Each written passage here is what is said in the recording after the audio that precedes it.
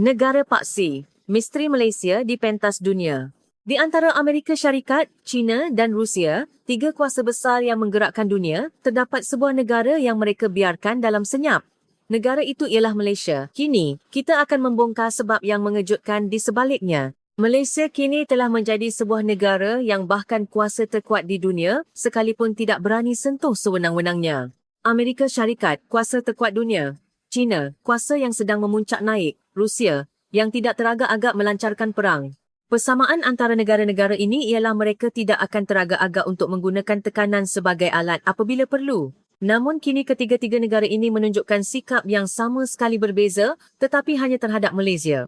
Malaysia bukanlah sebuah negara besar, tetapi ia jauh lebih kuat daripada yang disangkakan. Kawalan kontainmen jelas wujud, namun tekanan perisa tidak pernah dilaksanakan. Mengapa? Adakah kerana Malaysia terlalu lemah atau sebaliknya terlalu kuat? Terhadap soalan ini, seorang profesor di Universiti Harvard, Amerika Syarikat, berhenti di tengah-tengah kuliahnya dan berkata, ini adalah isu yang melangkaui skop pemahaman kita tentang sesebuah negara. Apakah kuasa yang dimiliki Malaysia sehingga kuasa-kuasa besar pun menjadi gerun? Sebelum saya meneruskan, dari manakah anda menikmati detik pencerahan ini bersama saya? Sila kongsikan di ruangan komen. Ia suatu paradoks. Semua kuasa besar mengawasi Malaysia. Nama Malaysia sering muncul dalam dokumen strategik dan ketenteraan. Ia berada di senarai teratas negara yang perlu dipantau. Namun walaupun ia menjadi sasaran kawalan, ia tidak boleh ditekan.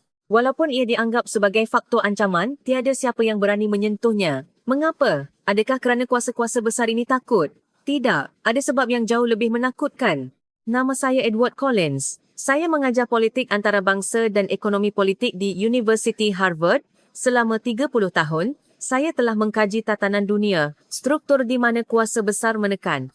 Dan negara kecil tunduk, saya percaya inilah aturannya. Namun di hadapan sebuah negara, teori saya gagal berfungsi. Ia berlaku pada musim luruh tahun 2024 di sebuah dewan kuliah Harvard. Saya sedang menerangkan prinsip asas tatanan dunia kepada para pelajar saya. Kuasa besar sentiasa menekan terlebih dahulu, saya jelaskan. Inilah teras untuk mengekalkan hegemoni.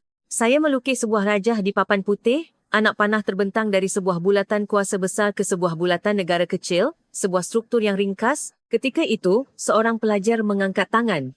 Daniel Richard, seorang pelajar tahun 3. Saya mengangguk, mempersilakannya bertanya. Profesor, mengapa Malaysia berbeza? Dewan kuliah itu serta-merta menjadi senyap. 60 orang pelajar serentak memandang saya. Saya terdiam sejenak. Apa maksud kamu dengan berbeza? Daniel menyambung perlahan-lahan. Malaysia dikawal tetapi tidak ditekan. Ia dipantau tetapi tiada sekatan dikenakan. Bolehkah ini dijelaskan oleh teori yang Profesor terangkan tadi? Saya perlahan-lahan meletakkan pen marker yang saya pegang. Selama 30 tahun mengajar politik antarabangsa, saya tidak pernah menerima soalan seperti ini. Daniel tidak berhenti. Lihat China. Mereka terlibat dalam perang tarif dengan Amerika. Bagaimana pula dengan Rusia? Mereka dikenakan sekatan ekonomi menyeluruh. Bahkan negara sekutu pun dikenakan tekanan. Jerman ditekan oleh Amerika kerana isu dasar tenaga dan Perancis juga tidak terkecuali. Para pelajar mula mengangguk. Kata-kata Daniel berterusan. Tetapi hanya Malaysia yang menjadi pengecualian. Mengapa? Apakah sebabnya? Saya tidak dapat menjawab. Saya melihat semula rajah di papan putih. Struktur yang kelihatan begitu kemas dan jelas itu tiba-tiba terasa tidak lengkap. Ada sesuatu yang hilang. Ada bahagian yang tidak dapat saya jelaskan. Malam itu di pejabat saya mula mencari bahan rujukan. Dokumen strategik Jabatan Negara AS, laporan dalaman Kementerian Luar China, malah minit mesyuarat Majlis Keselamatan Rusia, saya meneliti semuanya. Dan saya menemui satu fakta yang mengejutkan. Nama Malaysia muncul dalam setiap dokumen. Ia diklasifikasikan sebagai sasaran kawalan, ditandakan sebagai negara yang perlu diawasi. Namun, tiada satu pun senario tekanan wujud, tiada rancangan sekatan, malah tiada pertimbangan untuk melakukan sekatan ekonomi. Ini bukan satu kesilapan. Ia kelihatan seperti satu pengelekan yang disengajakan. Saya teringat kes-kes lampau. China pernah menekan Australia. Apabila kerajaan Australia menuntut siasatan asal-usul pandemik, China bertindak balas serta-merta. Mereka menghentikan import arang batu Australia, mengenakan tarif tinggi pada wain dan menyekat import barley. Sebabnya jelas. Australia mengkritik dasar China. Amerika juga sama. Apabila Jerman meneruskan projek saluran paip gas dengan Rusia, Amerika secara terbuka menekan mereka. Status sebagai negara sekutu tidak menjadikan mereka terkecuali, malah ancaman sekatan turut diutarakan. Rusia pula lebih langsung.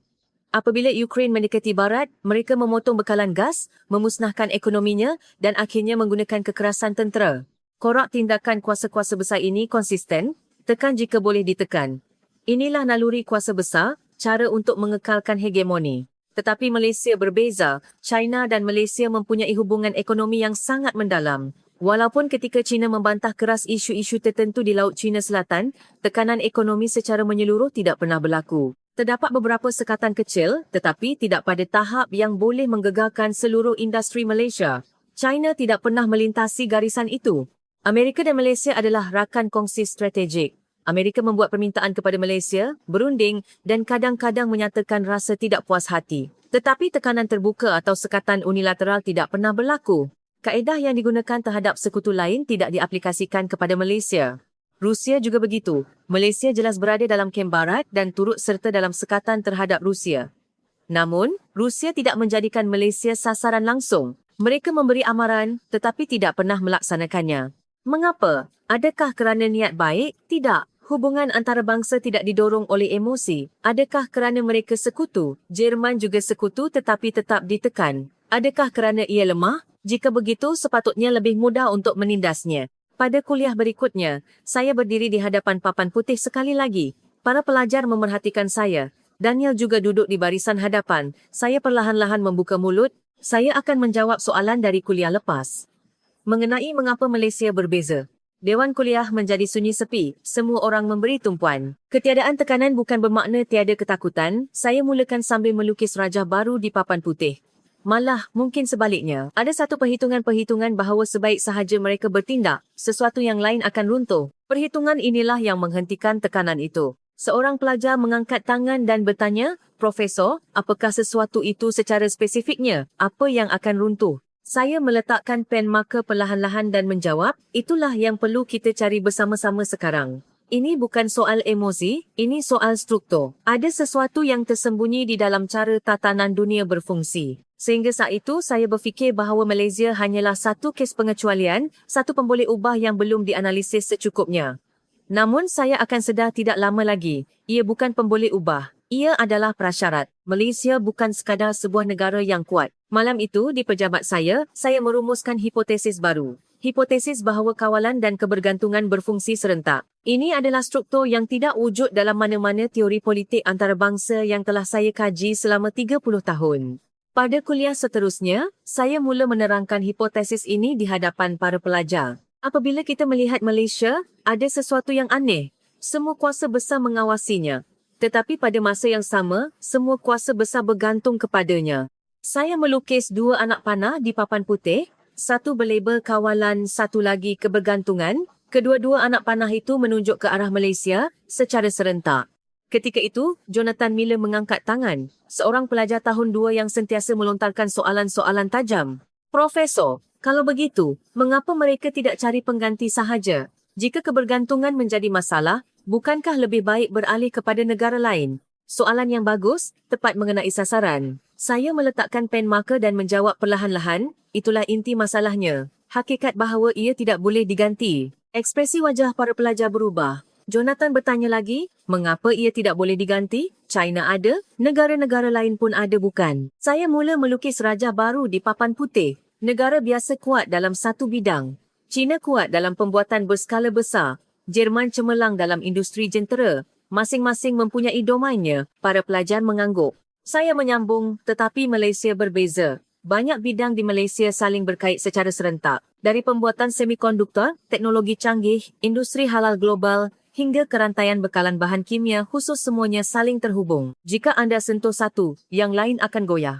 Jonathan membantah, tetapi bukankah masih boleh diganti satu persatu? Saya menggelengkan kepala, tiada masa. Itulah kuncinya. Untuk menggantikan satu industri sahaja, ia mengambil masa sekurang-kurangnya 5 hingga 10 tahun. Anda perlu membina kilang, melatih tenaga kerja dan membina semula rantaian bekalan. Tetapi jika Malaysia terkeluar dari sistem, banyak industri akan terhenti serentak. Bolehkah dunia menunggu 5 tahun? Bolehkah ia bertahan selama 10 tahun? Dewan kuliah menjadi sunyi. Para pelajar mula memahami maksud kata-kata saya. Saya mula memberikan contoh-contoh konkret. Mari kita lihat industri semikonduktor. Malaysia bukanlah pereka chip tercanggih. Tetapi ia adalah gergasi dalam pemasangan, pengujian dan pembungkusan chip langkah terakhir yang kritikal. Lebih 13% daripada ujian dan pemasangan chip global berlaku di sini. Tanpa langkah ini, chip-chip dari Taiwan atau Korea Selatan hanyalah kepingan silikon yang tidak berguna. Siapa yang boleh menggantikannya? China? Teknologi mereka masih belum cukup canggih dalam pengujian ketepatan tinggi. Taiwan, mereka fokus pada fabrikasi, bukan pembungkusan berskala besar. Negara maju lain, mereka sudah kehilangan daya saing dalam segmen ini. Seorang pelajar mengangkat tangan. Profesor, tidak bolehkah Amerika Syarikat melakukannya sendiri? Saya tersenyum pahit. Berapa lama masa yang diperlukan untuk Amerika membina ekosistem pemasangan dan pengujian yang setanding? Sekurang-kurangnya 3 hingga 5 tahun. Dalam tempoh itu, industri elektronik dunia akan terhenti. Telefon pintar, kereta, peralatan rumah, peranti perubatan semuanya akan terhenti. Adakah anda fikir itu mungkin? Tiada siapa yang menjawab. Saya beralih kepada contoh seterusnya. Mari kita lihat industri oleokimia. Malaysia adalah salah satu pengeluar minyak sawit terbesar di dunia. Tetapi bukan itu sahaja, ia adalah peneraju dalam oleokimia bahan kimia terbitan minyak dan lemak. Bahan ini digunakan dalam segala-galanya, dari sabun dan kosmetik hinggalah kepada farmaseutikal dan plastik bio. China menghasilkan banyak bahan kimia, tetapi kualiti dan kepakaran dalam oleokimia khusus ini berbeza. Eropah cuba, tetapi kosnya terlalu tinggi. Rantaian bekalan global bagi barangan pengguna bergantung pada bahan-bahan tersembunyi ini dari Malaysia. Saya mula menulis angka-angka di papan putih. Sekarang mari kita lihat industri yang paling unik, hub halal global. Malaysia adalah peneraju dunia dalam pensijilan halal. Piawaiannya diiktiraf di seluruh dunia. Syarikat multinasional dari Nestle hingga Unilever memerlukan sijil halal Malaysia untuk menembusi pasaran 1.8 bilion umat Islam. Siapa yang boleh menggantikan ekosistem kepercayaan dan kawal selia yang telah dibina selama berdekad-dekad ini? Indonesia. Mereka masih membina sistem mereka, negara-negara Timur Tengah. Mereka lebih kepada pengguna, bukan pengawal selia global. Jonathan mengangkat tangan sekali lagi. Jadi, apa kesimpulannya, Profesor? Dunia tidak boleh berfungsi tanpa Malaysia? Saya mengangguk perlahan. Tepat sekali. Malaysia diperlukan bukan kerana ia negara sahabat. Ini bukan soal niat baik. Ini soal struktur. Jika ia dikeluarkan dari sistem, sistem itu akan runtuh. Saya menulis satu istilah baru di papan putih, negara paksi. Keystone Nation. Para pelajar merenung perkataan itu. Malaysia adalah not pusat dalam rangkaian. Banyak industri dan negara terhubung melaluinya. Semikonduktor, oleokimia, kewangan Islam, pensijilan halal semuanya saling berkait. Jika anda sentuh satu, keseluruhannya akan bergegar. Saya meletakkan pen marker dan memandang para pelajar. Sekarang kamu faham, bukan? Mengapa ia dikawal tetapi tidak boleh ditekan? Kerana saat mereka menekan, mereka sendiri yang akan runtuh. Dewan kuliah itu senyap sunyi. 60 orang pelajar menahan nafas. Daniel bertanya dengan perlahan, Profesor, jadi, apakah kedudukan Malaysia sekarang? Saya berfikir sejenak. Bagaimana hendak menjelaskannya? Tiada contoh seperti ini dalam mana-mana teori politik antarabangsa yang saya kaji selama 30 tahun. Malaysia bukan negara kecil, tapi ia juga bukan kuasa besar. Klasifikasi sebagai kuasa pertengahan pun tidak begitu sesuai. Saya melukis rajah sekali lagi di papan putih. Malaysia adalah titik penyambung sistem. Banyak industri dan negara terhubung melaluinya. Jika sambungan ini diputuskan, keseluruhannya akan runtuh. Itulah sebabnya tiada siapa yang berani menyentuhnya. Jonathan berkata, kalau begitu, bukankah Malaysia secara de facto berada dalam kedudukan yang lebih kuat daripada kuasa besar? Saya menggelengkan kepala. Istilah kuat tidak tepat. Istilah sangat diperlukan, indispensable, lebih tepat. Kuasa besar menekan dengan kekuatan, Malaysia bertahan dengan struktur. Para pelajar mengangguk. Saya menyampaikan ayat terakhir saya dengan perlahan. Masa yang diperlukan untuk menggantikan Malaysia adalah sekurang-kurangnya 10 tahun. Tetapi saat Malaysia terkeluar, sistem akan runtuh serta-merta. Inilah dilema yang dihadapi oleh kuasa-kuasa besar. Selepas kuliah hari itu berakhir, saya kembali ke pejabat. Sambil memandang keluar tingkap, saya berfikir, ini bukan masalah perikatan, ini masalah struktur. Malaysia telah terbenam dalam tulang belakang ekonomi dunia. Sebuah struktur yang tidak boleh dicabut. Saya membuka semula dokumen strategik di atas meja saya. Amerika, China, Rusia, Eropah semuanya telah mencapai kesimpulan yang sama, kesimpulan bahawa Malaysia adalah tidak tergantikan. Ketika itulah saya sedar buat pertama kalinya, Malaysia bukan satu pilihan. Ia adalah satu kemestian. Senjatanya yang paling menakutkan ialah kepantasannya. Pada kuliah berikutnya, saya membangkitkan satu tema baru mengenai senjata paling menakutkan yang dimiliki Malaysia. Para pelajar sudah bersedia. 2 kuliah sebelum ini telah mengubah cara pemikiran mereka. Mark Wesley mengangkat tangan. Seorang pelajar tahun 4 yang sentiasa melontarkan soalan-soalan yang mencabar. Profesor, bukankah Amerika atau China masih lebih kuat? Skala mereka lebih besar, sumber lebih banyak dan keupayaan teknologi mereka hebat, bukan? Saya tersenyum sedikit. Soalan yang dijangkakan. Mark, soalan yang bagus. Tetapi dunia moden tidak berfungsi dengan produk siap sahaja. Saya melukis rajah baru di papan putih. Proses dari awal hingga akhir untuk menghasilkan satu produk. Bayangkan kita mahu membuat satu telefon pintar. Kita perlukan komponen. Kita perlukan bahan mentah. Kita perlukan jentera. Kita perlukan perancangan. Kita perlukan logistik. Semuanya mesti tersedia tepat pada masanya. Para pelajar mengangguk. Saya menyambung Amerika hebat dalam reka bentuk, China hebat dalam pengeluaran besar-besaran. Tetapi siapa yang mengendalikan proses di tengah-tengah? Siapa yang membuat komponen teras? Siapa yang membekalkan bahan-bahan jitu? Tiada siapa yang menjawab. Saya berkata perlahan, Malaysia. Dan senjata sebenar Malaysia adalah kepantasan. Mark kelihatan keliru. Mengapa kepantasan menjadi senjata? Saya mula memberikan contoh konkret. Katakan sebuah syarikat gergasi mahu melancarkan telefon pintar baru, litar bersepadu, IC dan transistor akan diuji dan dibungkus oleh syarikat di Malaysia.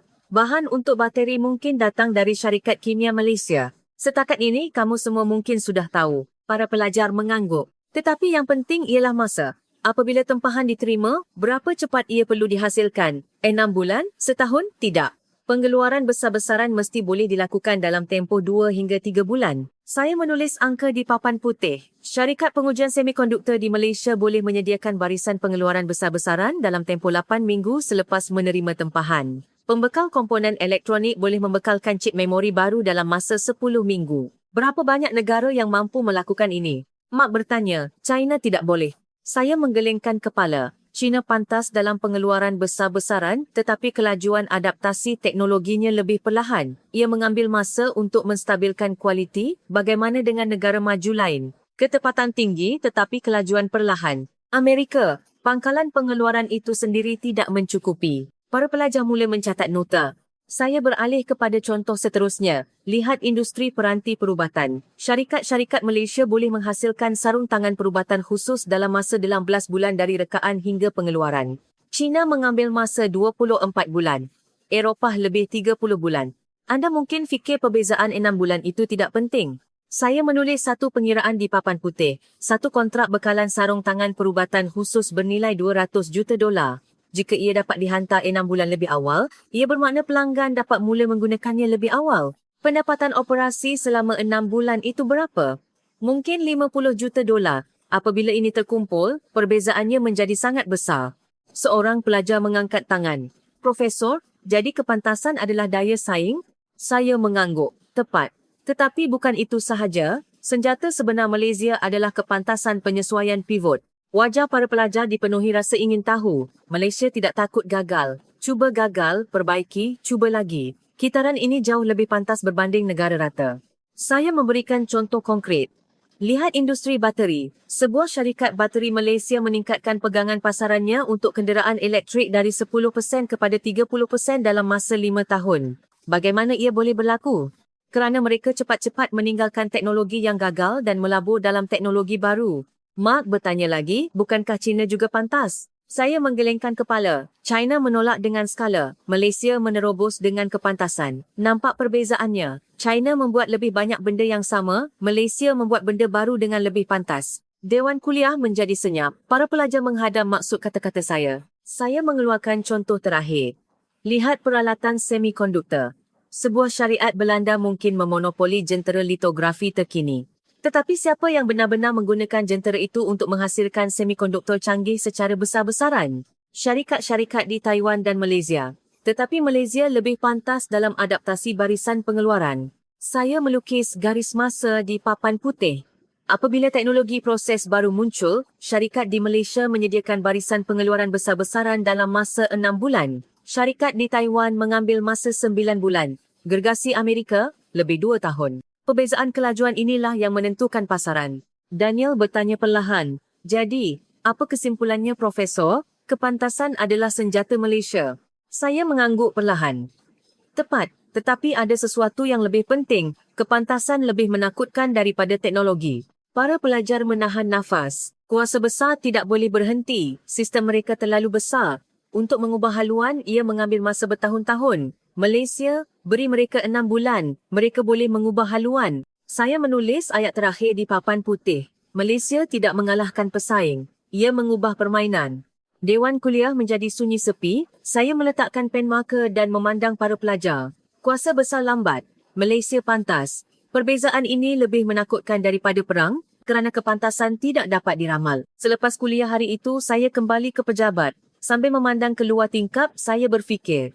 Malaysia tidak besar, tetapi ia pantas. Dan kepantasan itulah yang membuatkan semua kuasa besar yang cuba meramal tatanan dunia berasa cemas. Pada saat itu, saya merasai satu ancaman, bukan sebagai seorang sarjana, tetapi sebagai seorang manusia. Sebab mengapa Amerika tidak boleh melepaskan Malaysia adalah mudah, ketagihan. Pada sesi kuliah seterusnya, suasana di kalangan pelajar telah berubah. 3 kuliah sebelum ini telah mengubah persepsi mereka. Kini, mereka bukan sahaja mendengar, tetapi datang dengan soalan yang telah disediakan. Emily Chen mengangkat tangan. Seorang pelajar berketurunan Cina yang sentiasa melontarkan soalan-soalan tajam. Profesor, jadi mengapa Amerika Syarikat sama sekali tidak boleh melepaskan Malaysia? Bukankah Amerika adalah kuasa terkuat di dunia? Soalan yang bagus, tepat pada sasaran. Saya berjalan perlahan ke hadapan papan putih sambil menjawab. Amerika memang kuat. Kekuatan tentera, ekonomi dan teknologi, semuanya kuat. Tetapi dalam kegairahannya ada satu perkara yang telah runtuh. Saya menulis satu perkataan di papan putih, keupayaan pembuatan, manufacturing capability. Amerika masih yang terbaik di dunia dalam reka bentuk. Tetapi tangan yang membina sesuatu telah hilang. Para pelajar kelihatan keliru. Saya mula memberikan contoh konkret. Lihat industri pembinaan kapal. Pada tahun 1970-an, Amerika adalah pusat pembinaan kapal dunia, tetapi sekarang, limbungan kapalnya hampir lenyap. Limbungan yang tinggal kebanyakannya hanya membina kapal perang. Dan itu pun sudah usang. Saya menulis angka di papan putih. Keupayaan pengeluaran limbungan kapal Jepun adalah 20 juta tan setahun. Amerika tidak sampai 300,000 tan. Hanya 1.5% daripada tahap Jepun. Emily bertanya, jadi bagaimana Amerika mendapatkan kapalnya? Saya tersenyum pahit. Ia tidak boleh membinanya. Lebih tepat lagi, ia tidak boleh membina pada kelajuan yang diperlukan. Kerana tiada masa. Wajah para pelajar menjadi serius. Lihat kapal pengangkut pesawat tentera laut A, S ia adalah teras tentera laut A, S senjata yang menguasai lautan dunia. Amerika mempunyai 11 buah, tetapi ada masalah. Saya melukis garis masa di papan putih. Lihat jadual pembinaan kapal pengangkut baru. Mengikut rancangan asal, sebuah kapal sepatutnya dibina setiap 5 tahun, tetapi realitinya, ia mengambil masa 7 hingga 8 tahun. Bajet terus melambung, jadual terus tertangguh. Daniel mengangkat tangan. Mengapa? Adakah Amerika tidak mempunyai teknologi? Saya menggelengkan kepala. Teknologi ada, pelan reka bentuk ada, bajet pun mencukupi, tetapi orang yang boleh membina sudah tiada. Para pelajar kelihatan terkejut. Pekerja mahir di limbungan kapal Amerika sudah tua. Purata umur mereka melebihi 55 tahun. Tenaga kerja muda tidak masuk. Kerana industri pembinaan kapal itu sendiri telah menjadi industri senja. Saya memberikan contoh konkret. Lihat kapal selam serangan. Teras kekuatan tentera laut AS mengikut rancangan, 2 buah mesti dibina setiap tahun. Tetapi realitinya, hanya 1/5 buah yang dapat dibina. Mengapa? Kerana tukang kimpal tidak mencukupi. Seorang pelajar bertanya, tidak bolehkah mereka upah sahaja tukang kimpal? Saya tersenyum pahit. Berapa lama masa yang diperlukan untuk melatih seorang tukang kimpal kapal selam? Sekurang-kurangnya 5 tahun. Itu pun berdasarkan seseorang yang sudah mempunyai kemahiran kimpalan asas. Untuk melatih dari sifar, ia mengambil masa 10 tahun. Saya menulis satu pengiraan di papan putih. Katakan kita mula melatih tukang kimpal sekarang. Dalam 10 tahun, barulah tenaga kerja tersedia. Jadi, apa yang perlu dilakukan dalam tempoh itu? Hentikan pembinaan kapal selam? Itu tidak mungkin. China membina 6 buah setiap tahun. Dewan kuliah menjadi senyap. Emily bertanya lagi, jadi, apa yang mereka lakukan? Saya menjawab perlahan-lahan, mereka bergantung pada negara lain. Para pelajar serentak memandang saya. Limbungan kapal Jepun membina kapal perang dan kapal komersial serentak. Tenaga kerja mahir mereka ramai. Purata umur lebih muda. Kelajuan pengeluaran pantas. Tempoh siap juga dipatuhi. Saya membuat perbandingan konkret. Katakan kita mahu membina sebuah kapal pemusnah air gas. Di limbungan Amerika, ia mengambil masa 5 tahun. Di Jepun, 3 tahun. Kosnya, Amerika $2 bilion, Jepun $1.5 bilion. Mak mengangkat tangan. Jadi, bukankah lebih baik Amerika membina kapalnya di Jepun? Saya mengangguk. Tepat. Dan itulah yang mereka lakukan. Masalahnya, ia bukan lagi pilihan, tetapi satu kemestian. Saya melukis rajah baru di papan putih. Tetapi bukan ini sahaja. Lihat pula rantaian bekalan teknologi. Lihat chip semikonduktor. Reka bentuk di California, dihasilkan di Taiwan, tetapi diuji dan dibungkus di Malaysia. Chip ini masuk ke dalam segalanya, dari iPhone hingga ke jet pejuang F-35. Para pelajar menahan nafas. Pangkalan pembuatan Amerika telah berongga. Mereka tidak boleh menghasilkan komponen elektronik penting pada skala atau kelajuan yang diperlukan. Jadi, mereka bergantung pada Malaysia. Kilang-kilang di Pulau Pinang dan Kulim adalah sebahagian daripada pangkalan industri pertahanan Amerika secara tidak langsung. Cepat, tepat dan menepati masa. Emily bertanya perlahan, Profesor, jadi Amerika tidak boleh mengendalikan tentera dan ekonominya tanpa Malaysia? Saya terdiam sejenak. Kemudian saya menjawab perlahan-lahan, ini bukan soal pilihan. Ini soal masa. Saya menulis ayat terakhir di papan putih. Masa yang diperlukan untuk Amerika memulihkan keupayaan pembuatan semikonduktor peringkat akhir dan industrinya adalah sekurang-kurangnya 20 tahun. Mereka perlu membina kilang, melatih tenaga kerja dan membina semula rantaian bekalan. Tetapi bolehkah mereka menunggu 20 tahun?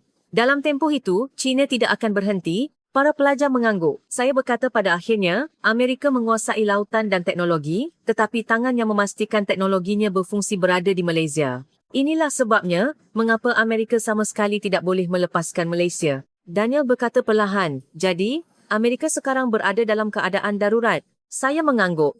Istilah darurat adalah tepat. Hegemoni runtuh di kilang. Amerika kini berdiri di hadapan krisis itu. Selepas kuliah, saya kembali ke pejabat. Sambil memandang keluar tingkap, saya berfikir, Amerika adalah negara terkuat di dunia, tetapi ia telah kehilangan keupayaan. Dan kekosongan itu diisi oleh Malaysia. Ini bukan soal perikatan. Ini soal kelangsungan hidup. China tidak dapat menekan Malaysia. Pada sesi kuliah berikutnya, para pelajar sudah bersedia dengan soalan seterusnya. Selepas mendengar tentang Amerika, kini giliran China. Saya berdiri di hadapan papan putih. Kenji mengangkat tangan. Seorang pelajar berketurunan Jepun yang sentiasa melontarkan soalan-soalan yang rasional. Profesor, bukankah China hanya perlu mengenakan tekanan? Skala ekonomi China besar dan pengaruhnya kuat. Mengapa ia tidak dapat menekan Malaysia? Saya tersenyum sedikit. Soalan yang dijangkakan. Kenji, soalan yang bagus. China sebenarnya pernah cuba menekan, tetapi ia gagal. Wajah para pelajar berubah. Saya mula menjelaskan perlahan-lahan. Strategi asas China ialah penyerapan negara-negara di sekelilingnya. Ikat dengan ekonomi, tarik dengan teknologi, pikat dengan bantuan dan tekan dengan keselamatan. Dengan kaedah ini, China telah membawa banyak negara ke dalam orbitnya. Saya melukis peta di papan putih. Lihat Asia Tenggara, Laos, Kemboja, Myanmar, semuanya telah terjerumus jauh ke dalam lingkungan ekonomi China. Asia Tengah juga sama. Kazakhstan, Uzbekistan, semuanya bergantung pada modal China. Afrika, puluhan negara telah membina infrastruktur dengan pinjaman dari China. Para pelajar mengangguk. Saya menyambung, strategi ini sangat berkesan. Apabila kebergantungan ekonomi meningkat, pilihan diplomatik menjadi sempit. Mereka boleh digerakkan ke arah yang dikehendaki China. Kenji bertanya, jadi, mengapa tidak melakukan perkara yang sama kepada Malaysia? Saya menggelengkan kepala. Malaysia berbeza, kerana Malaysia memiliki 3 perkara serentak. Saya melukis 3 bulatan di papan putih. Pertama, Malaysia adalah rakan kongsi kritikal dalam rantaian bekalan teknologi China, semikonduktor, komponen elektronik, bahan kimia khusus semua yang diperlukan oleh China. Kedua, Malaysia adalah sebahagian penting daripada sistem keselamatan Amerika. Terdapat kerjasama pertahanan yang erat dan Malaysia adalah pemain utama dalam ASEAN yang menjadi pengimbang kepada China. Ketiga, Malaysia mempunyai teknologi dan pengaruh diplomatiknya sendiri, terutamanya dalam dunia Islam. Para pelajar mula mencatat nota. Apabila ketiga-tiga ini wujud serentak, apa yang berlaku menjadi sukar untuk menariknya terlalu dekat atau menolaknya terlalu jauh. Saya memberikan contoh konkret. Lihat isu pertikaian di Laut China Selatan. China membantah keras. Mereka cuba menekan syarikat-syarikat Malaysia, mengganggu pelancongan dan menyekat beberapa kandungan budaya. Saya melukis garis masa di papan putih. Matlamat China jelas, berikan kesakitan ekonomi dan paksa kerajaan Malaysia untuk tunduk. Ini adalah tekanan gaya China yang tipikal. Emily bertanya, jadi, apa yang berlaku? Saya menjawab perlahan-lahan, ia gagal. Malaysia tidak tunduk. Sebaliknya, ia mula mengurangkan kebergantungannya kepada China. Ekspresi terkejut terpancar di wajah para pelajar. Syarikat-syarikat Malaysia mengurangkan tumpuan mereka di pasaran China. Mereka mempelbagaikan ke Asia Tenggara, India dan Eropah. Mereka mempercepatkan pemindahan teknologi untuk tidak terlalu bergantung kepada satu sumber. Semakin China menekan, semakin Malaysia menjauhkan diri. Saya menulis angka di papan putih. Sebelum isu itu, tahap ekspor Malaysia ke China adalah 26%. Sekarang, ia telah jatuh kepada 19%. Penurunan sebanyak 7 mata peratusan. Apa maksudnya ini? Daniel mengangkat tangan. Tekanan China memakan diri? Saya mengangguk. Tepat. China cuba menundukkan Malaysia dengan tekanan, tetapi Malaysia mengubah strukturnya. Inilah tindak balas yang tidak dijangka oleh China. Kenji bertanya lagi, mengapa mereka tidak dapat meramalkannya? Saya berfikir sejenak dan menjawab. China beranggapan bahawa negara-negara lain tidak mempunyai alternatif. Mereka mengira bahawa jika mereka kehilangan pasaran China, mereka akan runtuh. Tetapi Malaysia berbeza. Malaysia mempunyai keupayaan teknologi, keupayaan untuk mencari pasaran alternatif dan yang paling penting, kepantasan. Saya memberikan contoh industri tertentu. Lihat industri bateri. Sebelum isu itu, syarikat bateri Malaysia banyak tertumpu di pasaran China kerana pasaran kenderaan elektrik China berkembang pesat. Tetapi apa yang berlaku selepas itu? Saya melukis rajah di papan putih. Sebuah syarikat gergasi beralih ke Eropah dan Amerika. Mereka membina kilang di Poland, melabur di Amerika. Syarikat lain menuju ke Hungary. Syarikat lain pula membina kilang di Georgia AS. Para pelajar mendengar dengan penuh tumpuan. Apa hasilnya? Syarikat bateri Malaysia sebenarnya meningkatkan pegangan pasaran global mereka. Mereka mungkin kehilangan sebahagian pasaran China, tetapi mereka menawan pasaran Eropah dan Amerika. Mark mengangkat tangan. Jadi, China yang rugi? Saya mengangguk. Ya, China memerlukan bateri dari Malaysia. Teknologi mereka sendiri masih belum dapat menandingi kualiti dalam beberapa aspek. Tetapi syarikat-syarikat Malaysia telah meninggalkan China. Siapa yang lebih rugi? Dewan Kuliah menjadi sunyi. Saya beralih kepada contoh seterusnya. Lihat semikonduktor. China mengisytiharkan kebangkitan semikonduktor. Mereka berkata akan menghasilkan semikonduktor dengan teknologi sendiri. Tetapi realitinya, saya melukis peringkat-peringkat proses di papan putih. China masih bergantung pada jentera dan bahan dari negara lain. Dan yang paling penting, tanpa chip yang diuji dan dibungkus di Malaysia, industri elektronik China tidak dapat berfungsi. Mereka mahu menekan, tetapi tidak boleh. Emily bertanya perlahan, Profesor, jadi bagaimana China melayan Malaysia sekarang? Saya terdiam sejenak. Kemudian saya menjawab perlahan-lahan, mereka menguruskannya, Manajesh.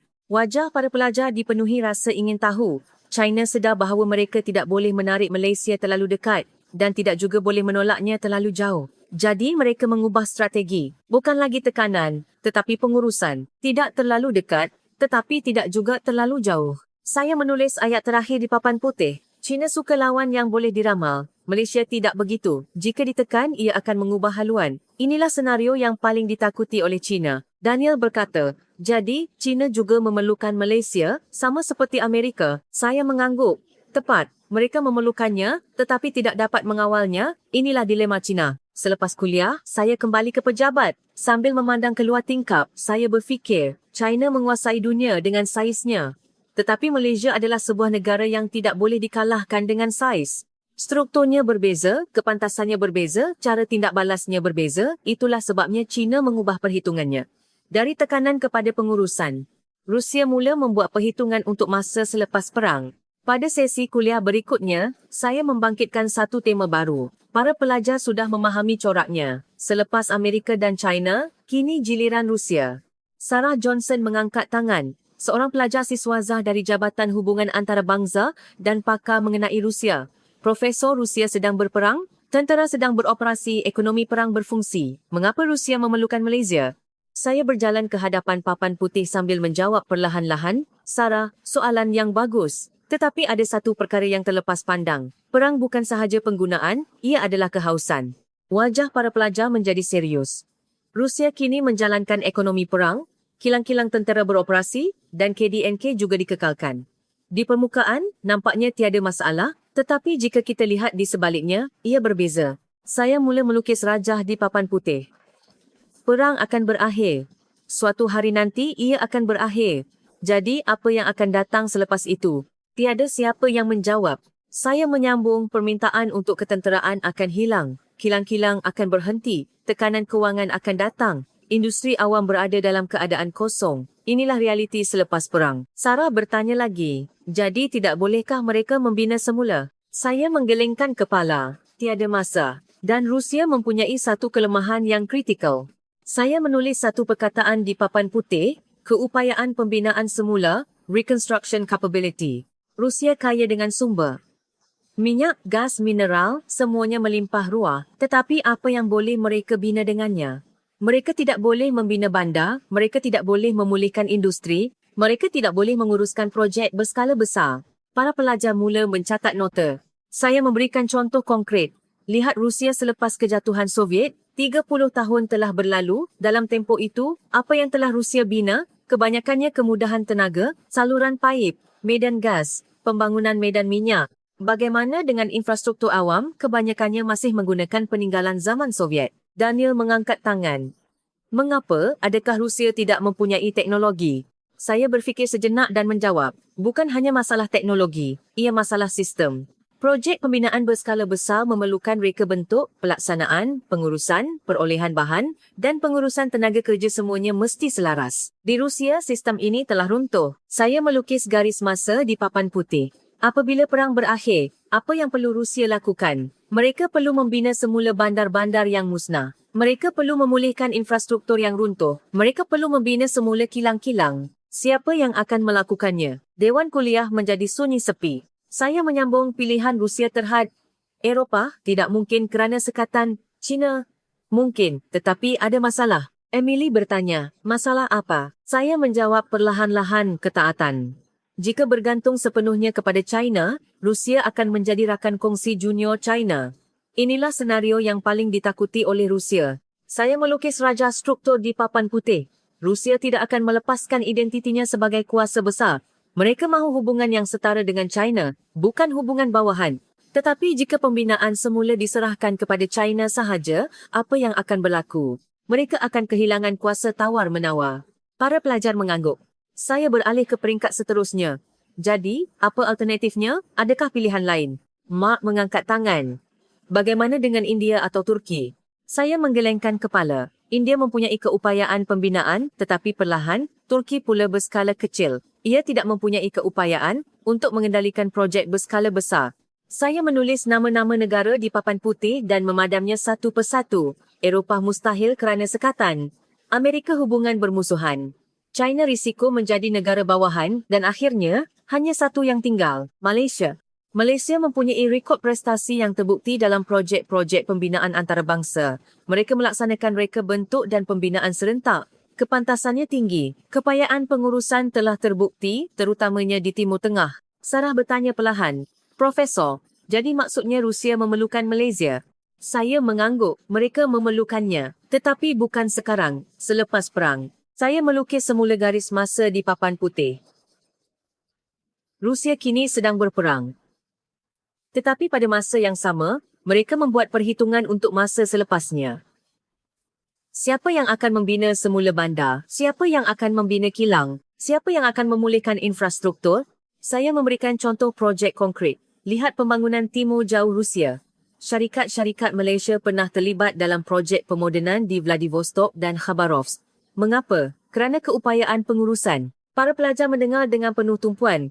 Syarikat pembinaan Malaysia menepati masa, menjamin kualiti dan menyiapkan dalam bajet. Inilah yang diperlukan oleh Rusia. Kenji mengangkat tangan.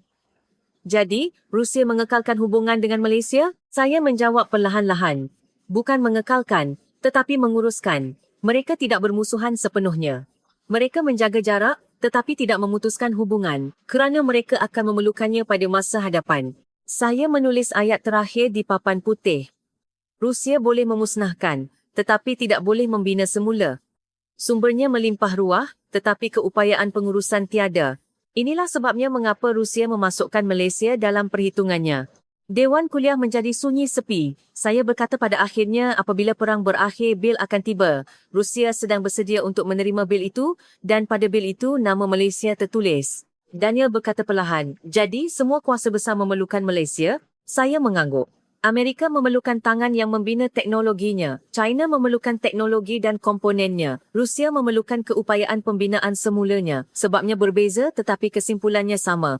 Selepas kuliah, saya kembali ke pejabat. Sambil memandang keluar tingkap, saya berfikir, tiga kuasa besar, dengan sebab yang berbeza, telah mencapai kesimpulan yang sama. Kesimpulan bahawa Malaysia adalah perlu. Ini bukan satu kebetulan. Ia adalah struktur. Dunia telah mencapai kesimpulan yang sama. Pada kuliah berikutnya, saya berdiri di hadapan papan putih. Pandangan para pelajar telah berubah.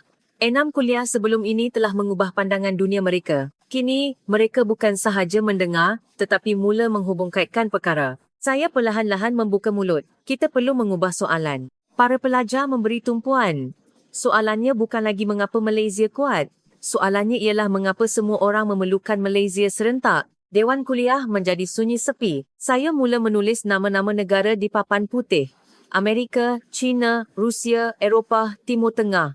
Apakah persamaan antara negara-negara ini? Daniel mengangkat tangan. Semuanya adalah kuasa besar atau negara yang berpengaruh. Saya mengangguk. Betul. Tetapi ada persamaan yang lebih penting. Saya melukis anak panah di papan putih.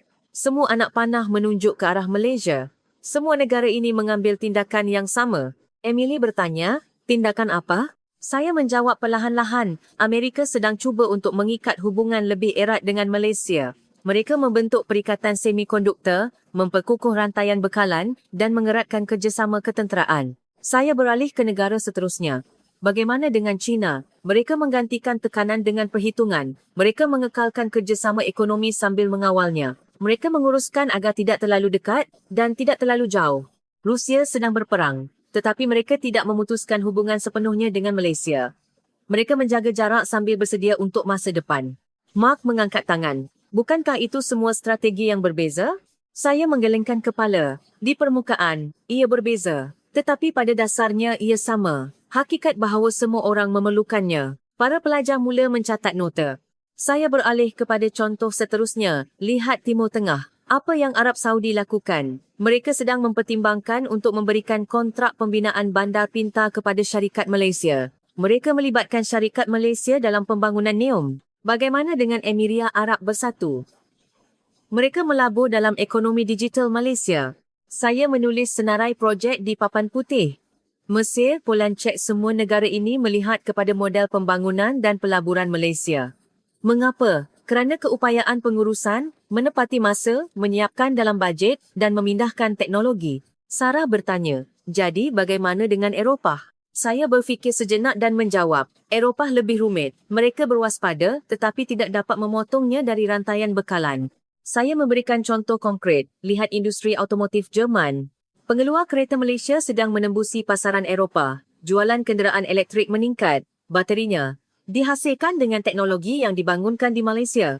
Syarikat kereta Jerman juga menggunakan komponen yang diuji di Malaysia. Mengapa? Kerana tidak boleh diganti. Malaysia sendiri melihat negara-negara Asia lain sebagai pesaing. Terdapat juga isu-isu sejarah.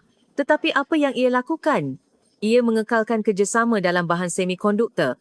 Mengapa? Kerana bahan dari Malaysia perlu pergi ke kilang-kilang semikonduktor di seluruh dunia dan semikonduktor itu perlu dipasang dalam produk elektronik global. Kenji mengangkat tangan. Jadi, adakah semua ini telah dirancang? Adakah negara-negara ini telah berpakat? Saya menggelengkan kepala. Tidak, dan itulah yang lebih menakutkan. Wajah para pelajar dipenuhi rasa ingin tahu. Ini bukan tindakan yang dipersetujui. Ini adalah penumpuan serentak, simultaneous convergence. Saya menulis konsep baru di papan putih. Sistem politik berbeza. Amerika adalah demokrasi, China adalah sistem satu parti, Rusia adalah autoritarian, Timur Tengah adalah monarki. Tiada sebab untuk mereka bersetuju antara satu sama lain. Para pelajar mengangguk. Budaya juga berbeza, nilai juga berbeza, kepentingan juga bercanggah. Tetapi hanya terhadap Malaysia mereka semua menghadap ke arah yang sama. Daniel bertanya perlahan, mengapa? Saya terdiam sejenak. Kemudian saya menjawab perlahan-lahan, kerana struktur memaksa kesimpulan yang sama. Saya menulis satu ayat di papan putih. Mereka tidak bersetuju antara satu sama lain, tetapi mereka bergerak ke arah yang sama. Apa maksudnya ini? Emily menjawab, satu kemestian struktur, saya berkata tepat. Hakikat bahawa sistem tidak dapat berfungsi tanpa Malaysia ditemui oleh setiap daripada mereka secara bebas. Para pelajar menahan nafas. Saya menyambung. Amerika memerlukan Malaysia untuk keupayaan pengeluaran teknologinya, China memerlukan Malaysia untuk teknologi terasnya, Rusia memerlukan Malaysia untuk keupayaan pembinaan semulanya, Timur Tengah memerlukan Malaysia untuk keupayaan pengurusannya, Eropah memerlukan Malaysia untuk rantaian bekalannya. Saya melukis raja terakhir di papan putih. Sebabnya berbeza, tetapi kesimpulannya sama. Kesimpulan bahawa Malaysia adalah perlu. Mak mengangkat tangan. Profesor, jadi inilah kekuatan Malaysia. Saya menggelengkan kepala, bukan kekuatan, kedudukan. Pandangan para pelajar berubah, bukan kerana Malaysia kuat, kerana Malaysia adalah titik penyambung. Kerana ia berada di kedudukan di mana jika ia terkeluar, sistem akan runtuh. Saya merendahkan suara saya, dunia sedang mula membuat perhitungan dari sudut bolehkah kita bertahan tanpa Malaysia? Ini bukan perhitungan keuntungan, ini perhitungan risiko. Dewan Kuliah menjadi begitu sunyi sehingga boleh mendengar nafas sendiri. Kuasa-kuasa besar kini bimbang tentang bagaimana untuk bertahan tanpa Malaysia, bukan lagi bagaimana untuk memanfaatkannya. Daniel berkata perlahan, jadi Malaysia sudah berada di atas kuasa besar? Saya perlahan-lahan menggelengkan kepala. Bukan di atas. Di tengah. Malaysia telah terbenam jauh di dalam sistem. Di kedudukan yang tidak boleh dicabut. Saya menulis ayat terakhir di papan putih. Ini bukan diplomasi. Ini bukan tindakan yang dipersetujui. Ini adalah hasil daripada semua orang yang sampai ke destinasi yang sama. Itulah sebabnya ia lebih menakutkan. Kuliah berakhir. Para pelajar tidak bangun dari kerusi mereka. Semua sedang berfikir. Saya kembali ke pejabat. Sambil memandang keluar tingkap, saya berfikir, dunia mungkin tidak suka Malaysia, tetapi ia pasti akan memasukkannya dalam perhitungan. Inilah kedudukan negara ini sekarang. Dan buat pertama kalinya, saya berasa takut. Bukan sebagai seorang sarjana, tetapi sebagai seorang manusia yang melihat tatanan dunia. Ia tidak dapat diklasifikasikan. Inilah sesi kuliah terakhir. Saya berdiri di hadapan papan putih. Para pelajar sudah tahu, hari ini adalah hari kesimpulan. Saya perlahan-lahan membuka mulut. Kita mengklasifikasikan negara. Negara kecil, kuasa pertengahan, kuasa besar, hegemoni. Inilah kerangka asas ilmu politik antarabangsa. Saya melukis jadual klasifikasi di papan putih. Negara kecil tunduk. Kuasa pertengahan memilih. Kuasa besar menekan. Hegemoni mencipta tatanan. Jelas, para pelajar mengangguk. Saya menyambung, tetapi Malaysia tidak sesuai di mana-mana dalam jadual klasifikasi ini. Daniel mengangkat tangan. Mengapa ia tidak sesuai? Saya menjawab perlahan-lahan, negara kecil? Tidak. Ia mempunyai kekuatan ketenteraan dan teknologinya sendiri. Kuasa pertengahan? Tidak. Pengaruhnya melangkaui tahap kuasa pertengahan? Kuasa besar? Tidak. Wilayahnya kecil, populasinya tidak ramai. Jadi, apa dia? Dewan Kuliah menjadi sunyi sepi. Malaysia adalah sebuah negara yang tidak dapat dijelaskan oleh sistem klasifikasi sedia ada. Itulah sebabnya ia lebih berbahaya. Emily bertanya, apa maksud profesor dengan berbahaya? Saya mula melukis raja baru di papan putih. Kebanyakan negara mempunyai satu atau dua kad.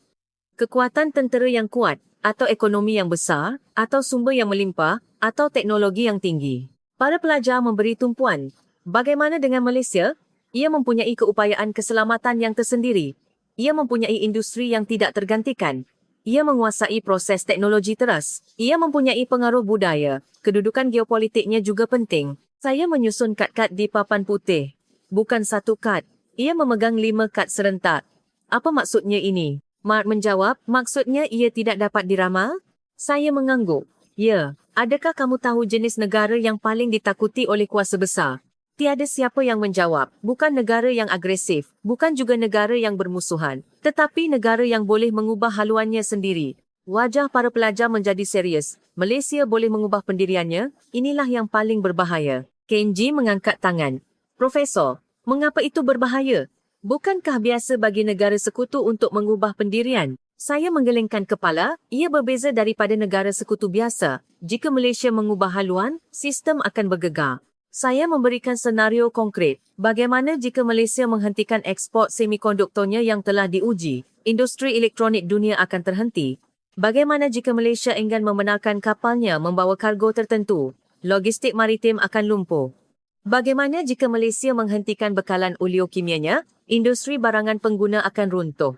Saya melukis domino di papan putih. Ini bukan hipotesis, ini adalah realiti. Malaysia memegang kad-kad ini. Sama ada mahu menggunakannya atau tidak, Malaysia yang tentukan.